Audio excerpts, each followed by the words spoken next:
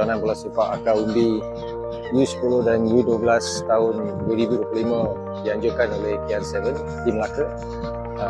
Anak saya pun bermain di sini dan saya rasa ini satu kejohanan yang positif untuk orang-orang Melaka, dan saya juga sedar yang ada persatuan daripada luar.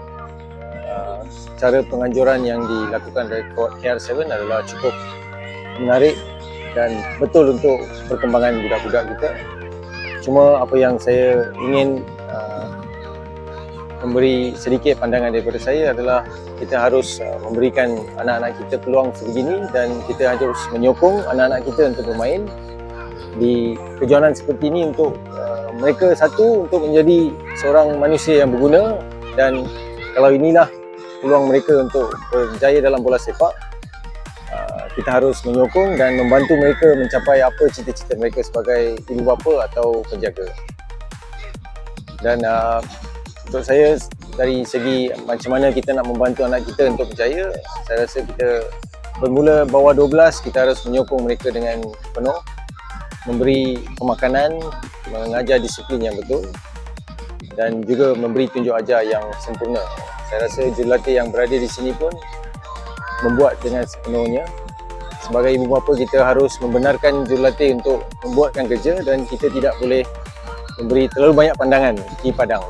Dia jurulatih yang membuat keputusan dan berikan peluang anak kita membuat salah, supaya itulah cara pembelajaran untuk mereka berkembang baik dan menuju ke hadapan. Saya rasa untuk ibu bapa, sebagai seorang bapa kepada anak saya yang bermain, saya sedar ada kali susah untuk kita duduk diam di tepi dan kita ingin memberikan tunjuk ajar, tapi kita harus membenarkan anak kita enjoy the game dulu. Dia harus bermain, membuat kesilapan, dan itu adalah cara pembelajaran dia. Saya rasa kita harus percaya kepada jurulatih yang kita tugaskan anak kita, dan dia belajar. Saya rasa Akar Undi adalah proses di mana mereka mencari jawapan mereka sendiri. Kalau kita mengarahkan ke semuanya, saya rasa mereka tidak akan maju. Tapi selepas game, saya rasa sebagai ibu bapa kita harus menyokong, dan cara kita menyokong berbeza dengan semua keluarga. Tapi untuk saya selalu memberi pandangan selepas saya mendengar penjelasan anak saya dulu. Selepas tu baru saya akan memberi pandangan. Saya suka mengambil video untuk menunjukkan dia kemungkinan dan possibility yang dia boleh improve.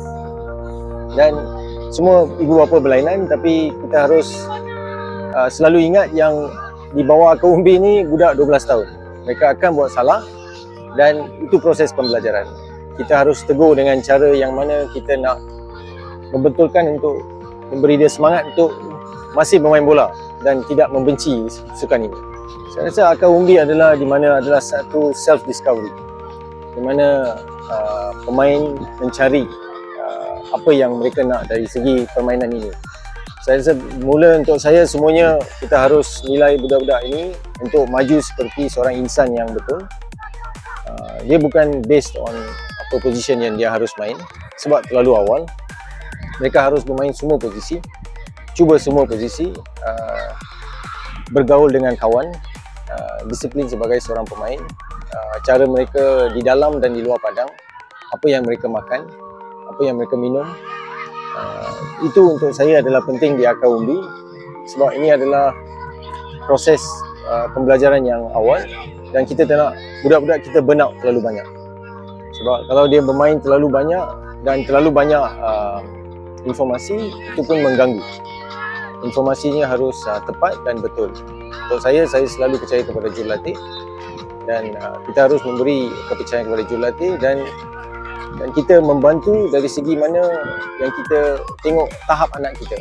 Anak kita bukan semua anak berlainan, dan kita harus faham anak kita, kekurangan dan kelebihan dia, dan betulkan apa yang kekurangan anak kita sendiri.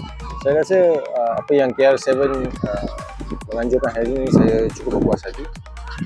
Saya rasa untuk membuat satu kejohanan seperti ini untuk Akar Undi bukannya senang, sebabkan kita ada banyak faktor, dan kita bernasib baik kerana cuaca yang baik. Ini merupakan kali pertama saya membawa anak saya dan berada di sini.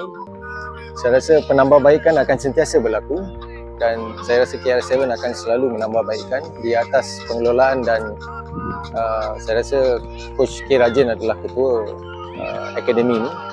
Saya rasa permulaan yang baik dan proses dia amat baik. Saya tidak ada apa untuk komen, saya rasa saya cukup puas hati dengan cara pengaturan.